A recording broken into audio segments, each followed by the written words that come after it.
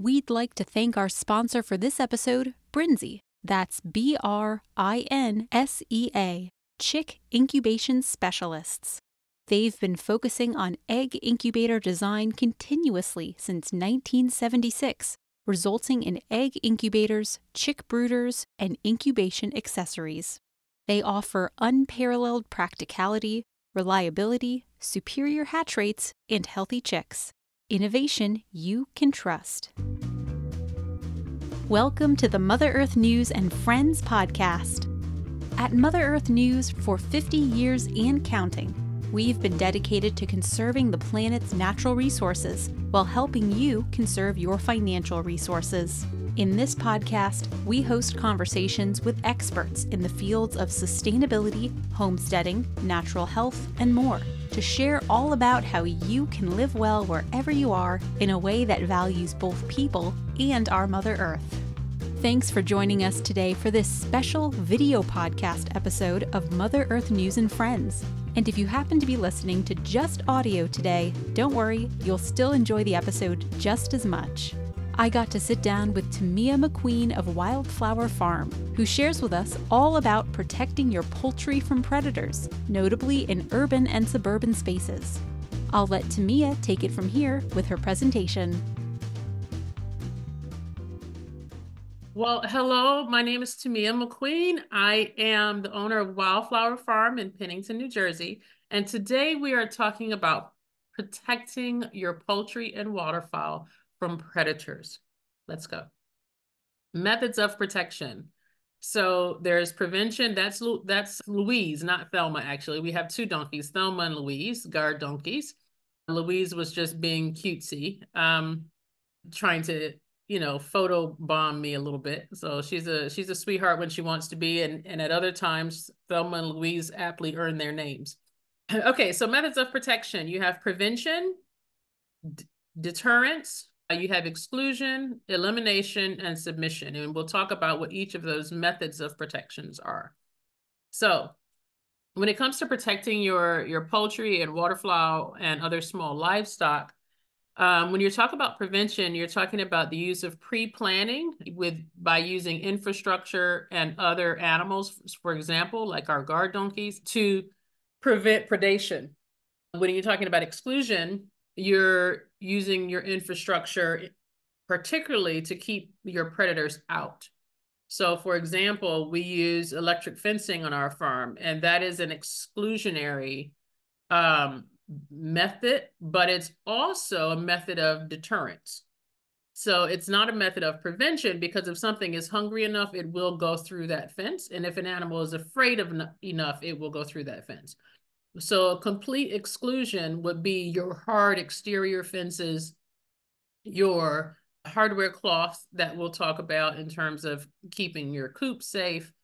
So if you're talking about excluding predators from your coop, for example, you're going to want to use a minimum of a 1/2-inch hardware cloth.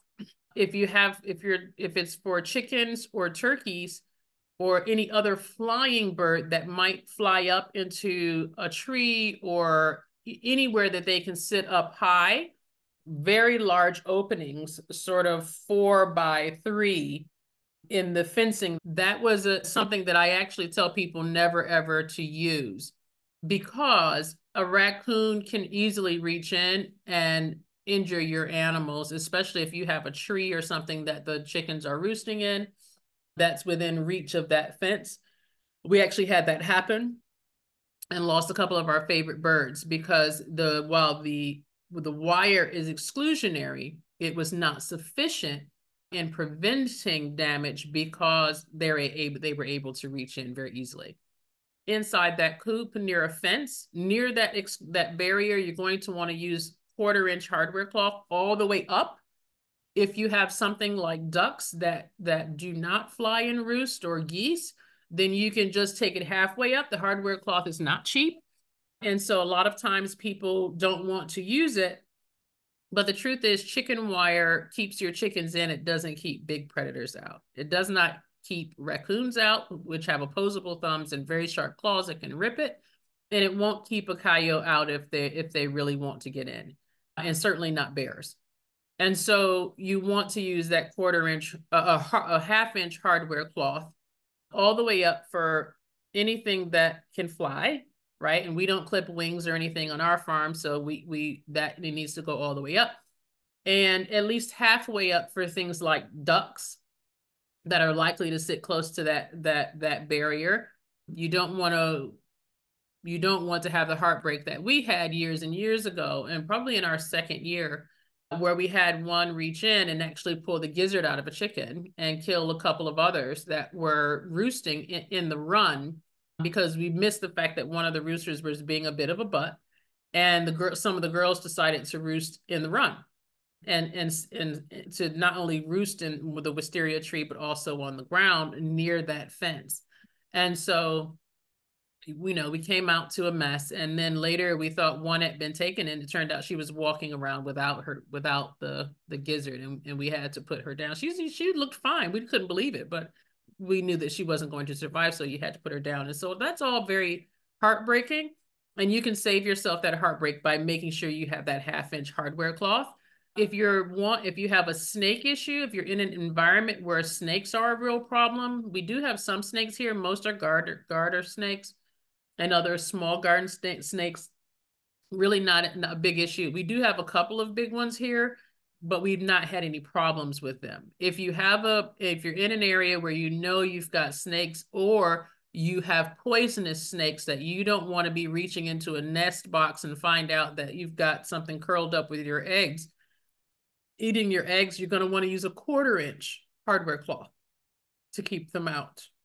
And whether that's high up or not will be determined by whether or not you have other fencing and trees and things that those critters can climb. A 1/4 inch will also keep out rats. 1/2 inch will not keep out rats and mice. It might keep out rats depending on how big the rats are. The 1/2 inch will keep those out, but the 1/4 inch will not keep out mice. So those are all considerations depending on your problem. So exclusion, as you can see, is a huge part. It's the easiest way for most people in urban and suburban areas to protect their livestock. You have the use of animals like Thelma and Louise and other infrastructure to deter your predators. Electric fencing is a deterrent, because when that wet nose of most of your predators hit that fence, they're out of there. What I will tell you is that it doesn't work if you don't keep it on. And what you will find is that quite often people will forget to turn it on, or they will think, I've had neighbors who say, hey, help me, I'm losing birds. And it turns out that they bought electric fencing and they have the Energizer somewhere in the garage, and they never bothered to take it out because the chickens were being kept in. But it's not sufficient. And foxes in particular, which is a huge problem here, check the fences every single day, sometimes several times a day. And they will wait for that one time when your fence is not on, and they will go under and they will kill all of your birds. It's especially if it's something like a raccoon, they kill everything. They're more bloodthirsty. A fox will kill one or two and carry them off and come back for the others that they left. Or something like a raccoon or a weasel will kill everything in sight, and that is a heartbreak you do not want to have. So deterrence is the use of things like livestock guardian animals, such as donkeys. Livestock guardian dogs are a fantastic way. I'm not suggesting you combine those two. In fact, I'm suggesting you don't, unless they're raised together, just because of the way they work. Donkeys do not like canines, and they are territorial. So they will protect your sheep, and they do bond with them and your chickens to some degree, a little less so with your waterfowl. So, but it's more so when it comes to your poultry and waterfowl, it's less bonding and more territorial. Whereas the livestock guardian dogs, are more likely to actually bond to whatever flock they're in. Chickens, ducks, geese, turkeys, sheep, whatever they are pack animals, and they will defend it with their life. So they are a wonderful deterrent. They often, if it's a proper livestock guardian dog, they often bark all night. Something to think about if you're in a small space. But that is how they deter. So that is something to consider. It also depends on what kind of predation you're having. If you're in an urban and suburban area, your predation, foxes come into those areas, small coyotes come into those areas, coy wolves don't necessarily come in because frankly, they're smart. They just don't tend to come in to the urban areas where people are. They'll come down railroad tracks and they'll come into more rural areas. But your small coyotes that are not pack animals as much, that roam independently, will come into urban and suburban areas. Your foxes, sometimes if there's cover of woodland nearby, will come into urban and suburban areas. Here, we're very close. If you'll find things like foxes in town and coyotes in town because there's substantial wooded areas and garden spaces around those areas. But in suburban and urban areas, one of your biggest issues is other people's dogs, right? And so sometimes having your own dog helps deter a proper, good sized dog helps to deter other dogs from doing damage to your birds. And of course, barriers and exclusion is also a way to go when it comes to being in an urban and suburban area, because there tends to be less patience with your animals free ranging. There's a little less empathy and a little less patience because not everybody is doing it. So you really, I think in most scenarios, you're going to want to have a solid coop and you're going to want to let them free range if that's your choice when you're out there or when your guardian is out there. Okay, pressure reduction. And then these are all, of course, sustainable coexistences.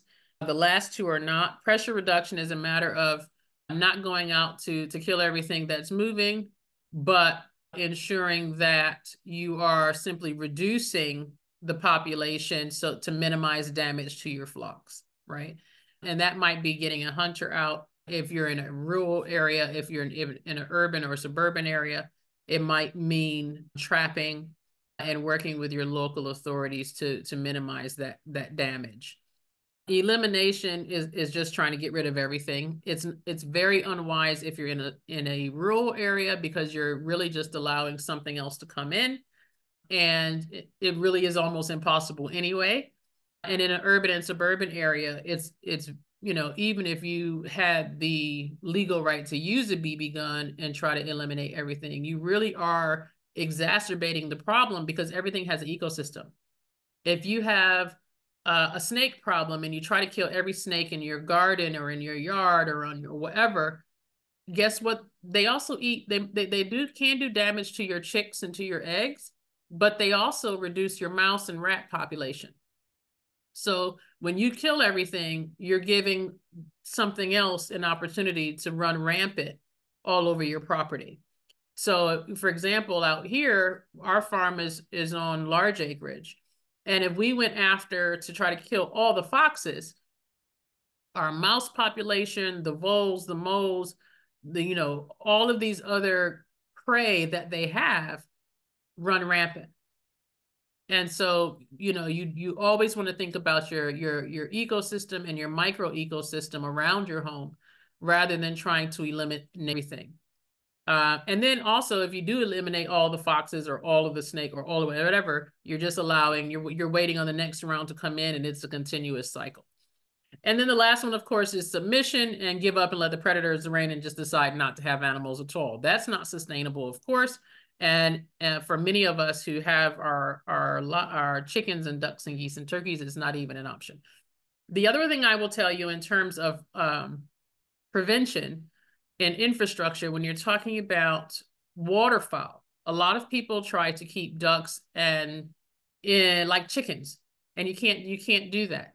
So with waterfowl, you get people say, oh, ducks are dirty, ducks are this or that. And the truth is, the first thing our ducks do when they come out of the house in the morning is run straight for the pond to have a bath. And then they come back to see if you have anything extra to eat, because we only feed at night to make sure they're indoors. So, your infrastructure for protecting your animals is very important. And the reason I bring up the fact that they like to run and have a bath is because since we started letting them out onto the pond, we've lost no waterfowl to hawks, and very few to ground predators. And so we lost our first waterfowl in years to a fox this year, our oldest Gallagher, who probably would have been protecting the flock. The reason he was caught by a local pair of foxes that we're dealing with at the moment, because we open range, then it's more of a risk. So you always have to look at that risk when you decide to free range or open range. And open range just means it's wide open. But that pond is 9 feet deep. And so what happens is ducks naturally have a defense. So what happens is if you get a hawk around or you get dogs and coyotes and foxes around, the first thing they do is run for the pond. And the reason for that is not only do canines swim a lot slower if they choose to go after them in the water at all, but hawks don't dive. And so what'll happen is they'll see the hawk coming and they will dive and swim under the water, and they'll see the hawk leave and then they come up for air. And so having the appropriate infrastructure for your bird's natural defenses is very, very important. So you can have them with a small kiddie pool, or you can have them without water at all, but understand that you are further reducing and handicapping them in terms of their own protection. Same thing with chickens. You want to make sure they have a cover of some kind to run under if you're going to let them free range, a small tree, a small bush, even a series of pallets in the middle so that they can run under those if birds of prey come after them. All of that makes a difference in terms of your prevention. Okay, so this is just a short chart. A lot of what we talked about already. The main thing is to choose the proper breeds for your landscape and not to handicap your animals. So that's what I was just saying about if you're going to free range, we don't clip beaks, we don't despur, we don't clip wings. If you're going to let them free range, you need to give them all of their facilities so that they can protect themselves. So looking at short distance flyers, you want solid no-dig coops. What that means is when you build your coop, you want to make sure you have your hardware cloth. Say this is the outside of the coop. You're going to bring that hardware cloth down and out. You can either have a longer piece that extends across the ground at the joint, or you can have a separate piece like a skirt, and you can zip tie it to the standing piece so that the joint is tight so that things can't dig. Coyotes and foxes, their first choice is to dig, right? Rather than, try to pull things apart. 4 foot minimum, if you're talking about birds, most things can clear 3 feet. So, and if you have coyotes, an athletic coyote in New Jersey, they're bigger than typical coyotes and they can clear 6 feet. If you have ceiling netting, if they're in an open run, having some kind of netting on top to minimize bird of prey damage, something visible that the birds of prey can see. So, fishing line is bad because they can't see it as well and they might get caught, or they might get caught inside with your birds, which is also bad. So use sometimes you can use black deer netting. All of that helps. In terms of exclusion with your waterfowl, again, solid no dig shelter and a minimum of 4 feet with ducks. Assuming they're not flyers, 6 feet with geese. And even then, if a goose is scared and they have their facilities, even your heavier Emdens and Toulouse can clear that 6 foot fence, which is not necessarily a bad thing if they're trying to get back in with something chasing them. Our Emdens and Toulouse can clear half a 7-acre field flying because we don't clip their wings. And we've watched them run from coyotes or fly from coyotes long enough for us to get there. And that has saved them. In the middle of, we had a gander that was being a button. We kicked him out the coop because he was kicking all of the girls off their nest. He's our dominant male checkers. And then in the middle of the night, we heard him calling, and he wasn't on the pond, which is where he normally would sleep if he's not in the coop. And there was a coyote chasing him across the front of our house. And we watched him go across the light and the coyote skirt the light. And we took off downstairs and he came back across the house. So he was smart enough to stay in the light and the coyote was smart enough to stay out of the light. And so because of the light being on, there's another deterrent, that gave our gander time to fly back and forth and to call to get our attention. And we went and got him. And he normally doesn't let us pick him up, but he came right to the emergency recall and let us put him in the brooder house for the night. I felt really bad because I put him out, but I can't have him beating up the girls either. So emergency recalls, let me just pause for a second. Every animal on your farm or really in your house, whether you're in an urban, suburban, rural area, should have an emergency recall. For your dogs, it might be a whistle. For your chickens, our chickens, turkeys, and geese and ducks have a particular sound. Everybody knows that that sound means good things. So from the moment you have them as babies, every time you feed them, you use that sound. And in an emergency, it might just save their life. We've had that happen with one of our puppies. She got away from us. She broke off her lead in the middle of a busy parking lot because she saw a car coming, backing up that we had missed. And that emergency recall saved her from, these busy cars that would not have seen her, came right back to us. We did the same thing with on our chicks. They have a different recall. We put them out onto the field in a chicken tractor, some of our new layers. The next day we had a storm and blew the tractor off. And so our birds, our chicks were in the field in this pouring rain. We couldn't find them. It's a 7-acre field. That emergency recall brought them right to me. That's the kind of, thing you want to have for an emergency situation. And the same things, whether you have chickens or whether you have sheep and goats or donkeys, everybody should have an emergency recall, including your family. That might be a big bell. If you're in a rural or suburban area, it might be something smaller. Out here, it's a huge bell. If people hear that bell, they know it's an emergency. Everybody comes running. So you have to have these plans in place. Everybody does anyway, and to some degree. But certainly if you have animals that you need to have protected. So deterrence, one way of deterring them is to keep them mobile. So people talk about pasture raising their animals. If you keep moving your animals, you're more likely to deter things like hawks and foxes that then have to refigure out the safest way to get to them. Motion lights, LGDs, larger birds like geese. Geese are not guard animals. People think they are. They are not guard animals. They are territorial. But more importantly, they are alarmists. So, for example, if someone's coming down our drive, 9 times out of 10, I've heard the geese or the donkeys long before I've seen their car. They will let you know. They will let you know if there's a fox nearby. They will let you know. In fact, our geese go off and our dogs hear the geese and they take off. And so that's a part of the system. So please don't get geese thinking they're going to protect your chickens. They might not. If you want to guard goose, you need to get one to live with your chickens. If you have more than one, the geese will bond together and your other poultry becomes secondary. And usually they get picked on by the geese because the geese just become the bosses of everybody. They don't necessarily going to do them damage, but they just establish their hierarchy that way. And their first commitment becomes to the other goose, regardless of sex.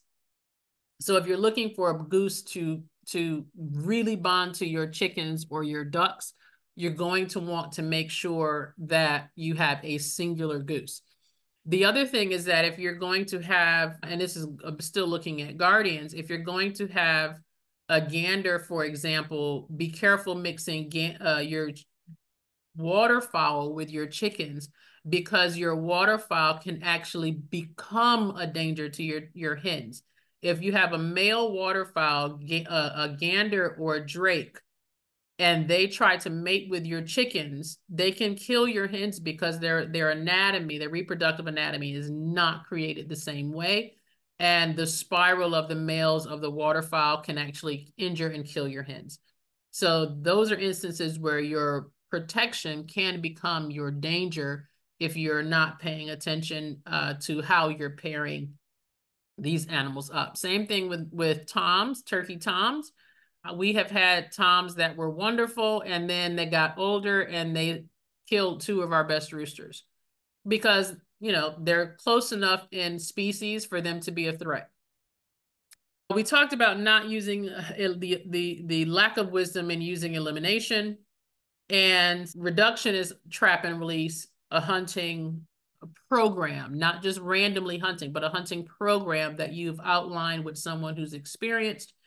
And also, frankly, if you're in an urban or suburban area, this is harder to do. But, if you're in a slightly larger property, you're on a little bit more acreage, recycling that hunting material is also a possibility, whether you're talking about chickens or pigs or your wildlife, etc. If you have land and no domesticated animals, you still have to steward your land, because if you have a family, you have to protect them too. Bears, with everything that we have said, I will tell you that very few things actually keep bears out if they're hungry. I know of people who have had bears break into their barn and actually kill all of their goats. And we have someone up the road who has chickens who's had a bear come back 3 times and destroy their flock. The only thing that keeps a bear away that we have found on a regular, consistent basis, once they have found food, is electric fencing. That's it. We haven't found anything else that works. They're just plain old big, strong animals. And if you've got grain, especially this time of year, you've got chickens, you've got goats, you've got anything that they think they can handle, it's fair game. They're waking up from hibernation, they're feeding cubs. It's fair game. So you need to make sure that if you have bears in your area, that you are using at least a singular line of hot wire around your chickens and waterfowl, etc. Or you have something like a pond where they can run to, where they're going to outswim a bear. Unique factors and predators, we talked about hawks, owls, eagles, foxes. Those are things that we have here in Jersey. There may be other things that people have, but again, you know that your chicks are more vulnerable to things like snakes and rats will eat your chicks. Rats will damage the ankles of your hens. So an exclusionary measure for them is a lot easier than elimination if you're in a suburban area, because if you exclude them well enough, they'll go away because there's no food. So that is a huge factor, is not leaving food out for things like rats and raccoons and bears. If you leave feed out, dog food out, anything like that, you're encouraging them to stick around. And we also have a bobcat, and there's really almost nothing you can do about a bobcat because in New Jersey, they're protected. And to be honest, they have a 10-mile territorial range. And so the damage that we've had from bobcats has been very minimal because their territory is so big. They kind of spread out their damage. And frankly, there are other things for them to eat. We've got deer and fawns and smaller prey in the wood line that we're easy pickings, but on a 10-mile radius, there are other things for them to go after. This is just a few pictures of our birds and how we manage things. You can see they're on, when I say open range, this is what I mean. So that pond is in the back is 9 feet deep in the center. There's a small island there where they can actually go and kind of just sit. And the way that we get them in at night for protection is that emergency recall. And then waterfowl are routine animals anyway. Chickens and turkeys are not, other than the fact that they will put themselves up to roost at night. By the way, if you have coops for turkeys, these chicken tractors, which are 6 feet high, just be aware that that's not high enough for a turkey. So we have had really big goose coops built and then had the turkey runs put inside those coops where it's sort of 15 feet high. And that really keeps them from being able to go on top because they slide down the roof. But just beware that if you have a smaller coop that's 6 or 8 feet high, chances are they're going to roost on top of it. And so for a long time, we would have to chase them off the top of the chicken tractors and inside. And that's a lot of extra work for you. And if you're not tall enough, you won't reach them. But a coyotes will come and they'll bark, because initially we just let them stay up there. They were inside the electric fence, a 6-foot fence. But what would happen is the coyotes are smart. They'll come and they'll bark until they get scared off of their roosting space and they fly over the fence, at which point they're fair game because chickens cannot see at night and turkeys have a limited sight at night. And coyotes know this. So it's always important that you always put your animals inside of a safe space at night if you have any predation issues at all with canines, because they will trick them into running over that fence. Brinsea products are designed to be long-lasting and energy efficient. Their advanced series incubators and brooders feature the latest state-of-the-art digital control systems, providing instant readings of temperature and humidity to ensure successful hatches and healthy chicks. Check out Brinsea incubators and more at brinsea.com. That's www.brinsea.com. Amazing. Thank you so much, Tamia, for all that great information. How can you potentially work with your community, your neighbors, to potentially have a larger, sphere of protection to your poultry or maybe even other pets and livestock in the neighborhood? Well, I think communication is key, right? As more and more people have, especially in suburban and urban areas, it's usually chickens. Most people are not brave enough to venture turkeys and waterfowl because of the noise, right? But a huge part of it is communication, and things like electric fence. You have to know what you're allowed to do. And if you're not allowed to do what you want to do, you need to fight it in the right way.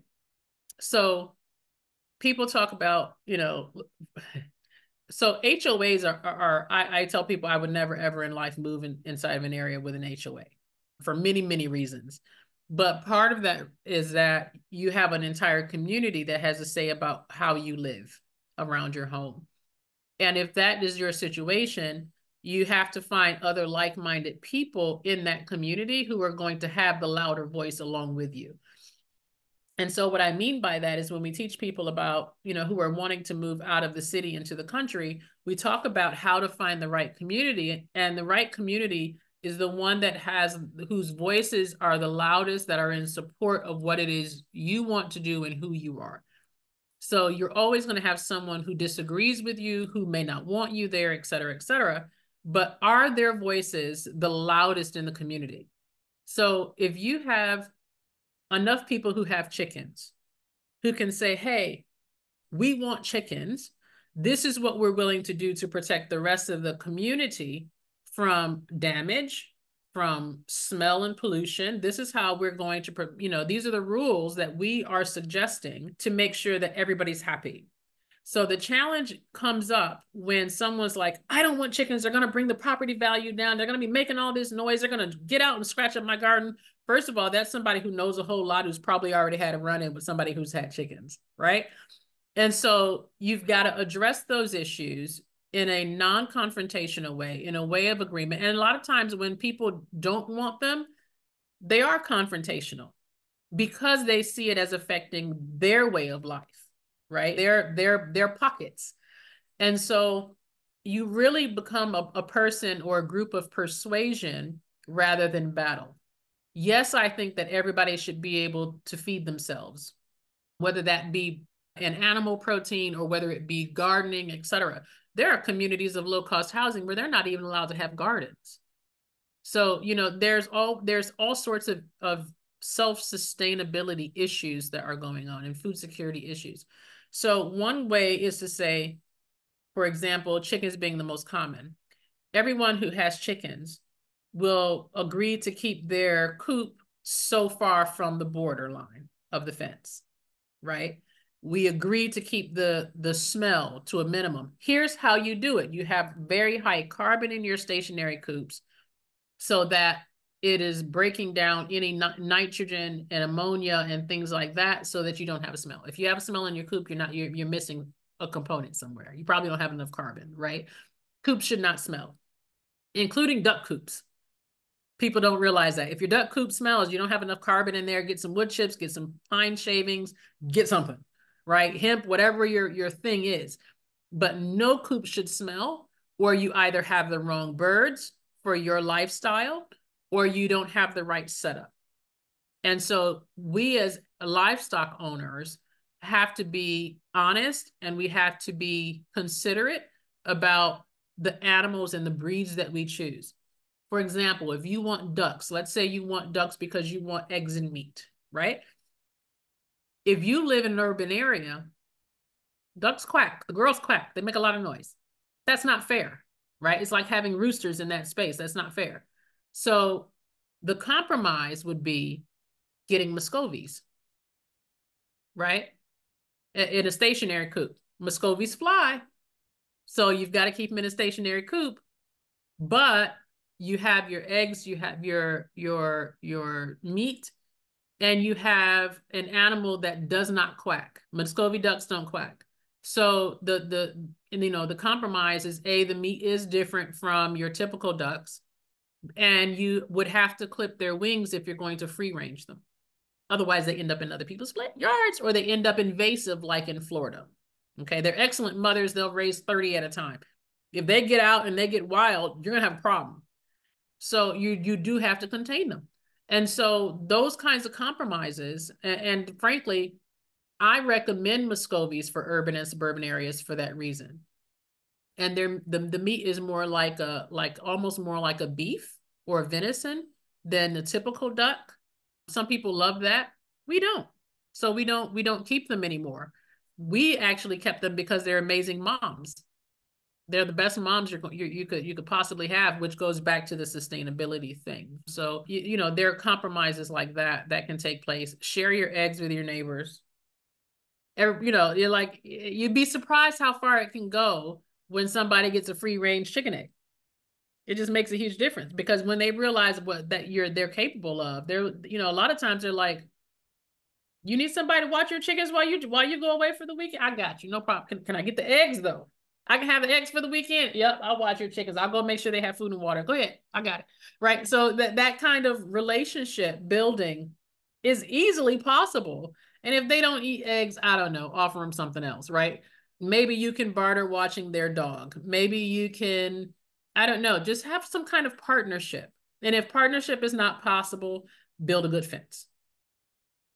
If you want to keep your chickens. I mean, it's fair.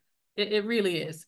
If you're in an HOA that doesn't allow fences, then I would move, but that's just me. I can't do HOAs. There's too much control there. But yeah, you just have to make your voice louder with the people in your community.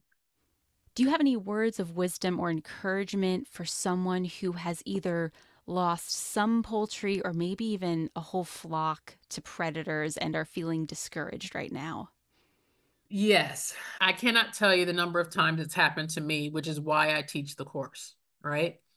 The best thing I can say is that you have to look at it like any other pet. Their lifespan is shorter than yours, and at some point you're going to lose them, even if it's to old age. It is harder when it is in such a violent way as the way that predators usually do it. And if I tell the truth, I'm more comfortable with coyotes than the others because of the way in which they kill and the limited attack versus killing everything that's around. And that's just us putting our own moral judgment on things, right? But what I will say is it's a hard conversation you should have with your family before you get poultry. You sit down and you explain, these are the animals in our area that like to eat chicken.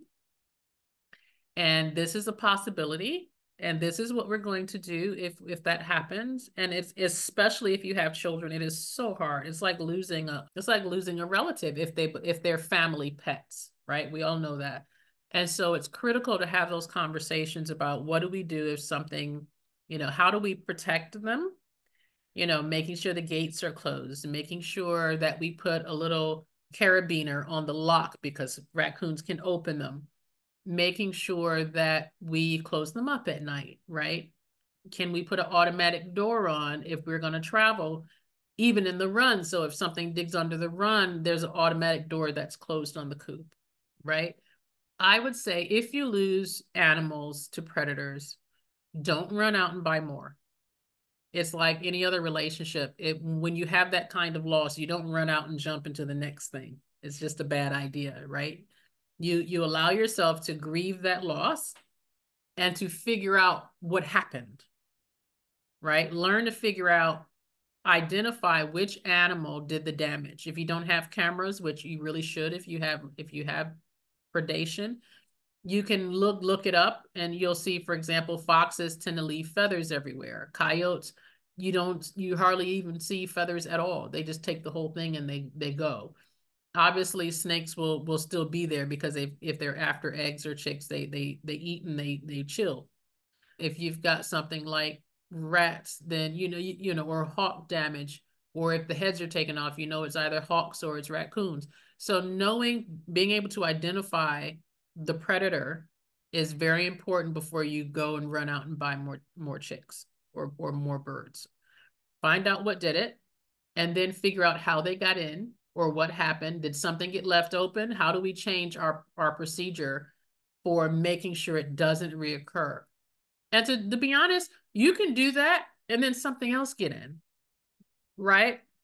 And then you have to redo that process. And over time, that process just gets tighter and tighter and tighter and tighter. But taking a course on predation is a great way to do it, and have somebody walk through. And so I actually do consulting. I'll go through, and sometimes it's by video. People are like, I just want you to see my setup. What can I do to make sure it's safe so, whatever this is doesn't get back in? Talk to someone who's done it, right?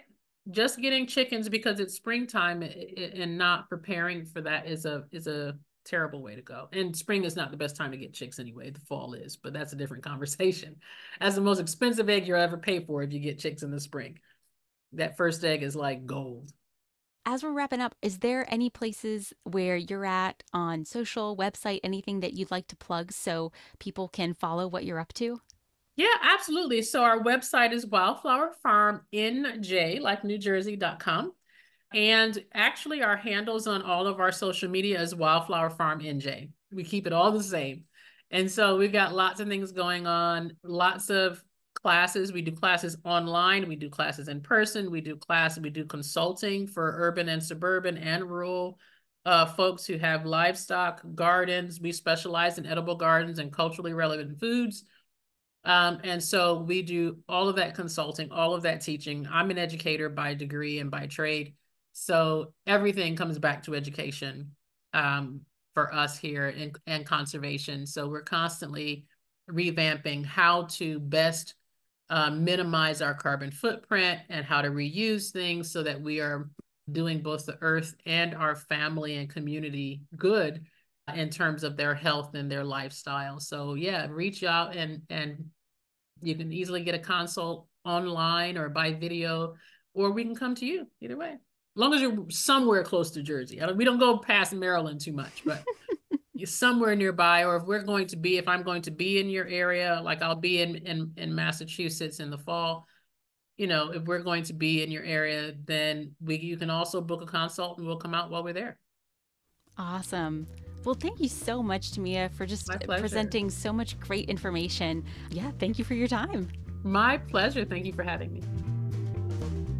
If you want to catch Tamia's extended webinar on protecting poultry from predators, you can catch the full version online starting May 14th at www.motherearthnews.com/live/urban-poultry-predators.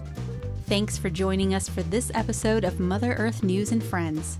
To listen to more podcasts and get connected on our social media, visit motherearthnews.com/podcast. You can also email us at podcast@ogdenpubs.com with any questions or suggestions. Our podcast production team includes Jessica Anderson, Kenny Coogan, and Alyssa Warner. Music for this episode is Hustle by Kevin MacLeod. The Mother Earth News and Friends podcast is a production of Ogden Publications.